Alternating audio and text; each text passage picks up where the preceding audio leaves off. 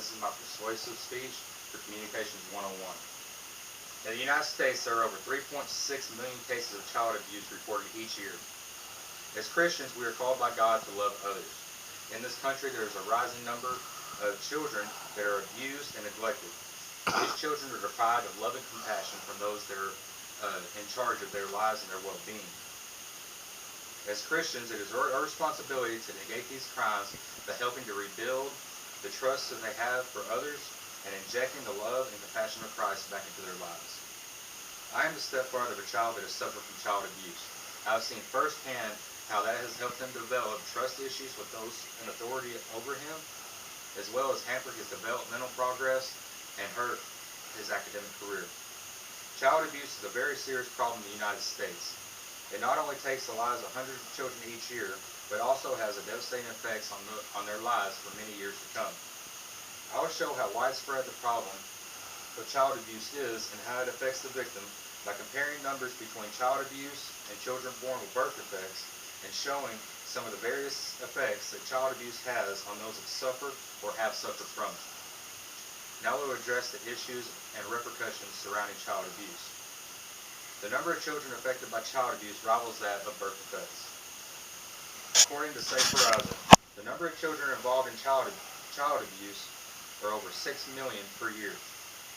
Of these 6 million children affected, there was a total of 1,537 children that died in the United States from child abuse in the year 2010. According to the March of Dimes, the number of babies born with birth defects each year is approximately 120,000. The number of deaths in the United States in 2010 from problems related to birth defects is 9,673. As we can see, there is a pretty good chunk between the number of deaths for birth defects and that of the lower amount related to child abuse.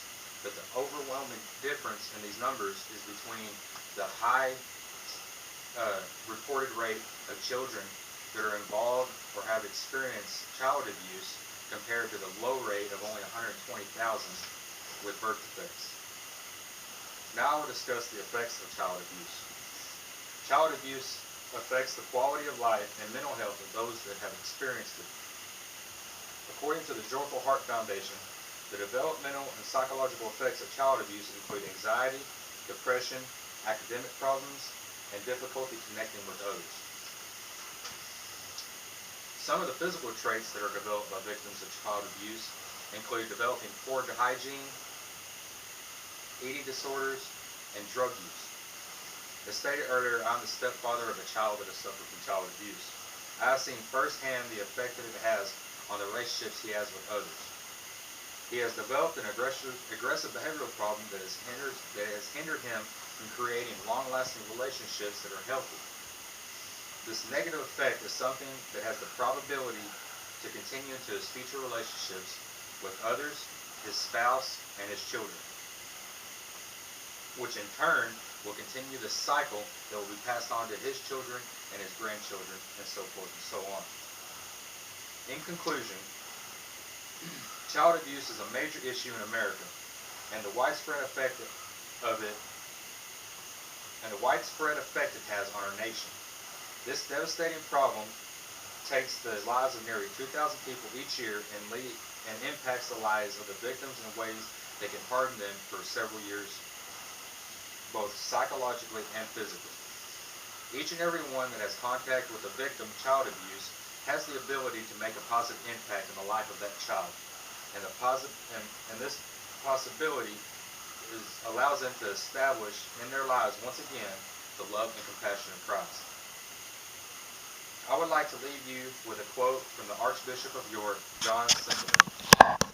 Child abuse is a heinous and personally damaging crime. It is, therefore, incumbent on the Church to treat such matters with the utmost seriousness.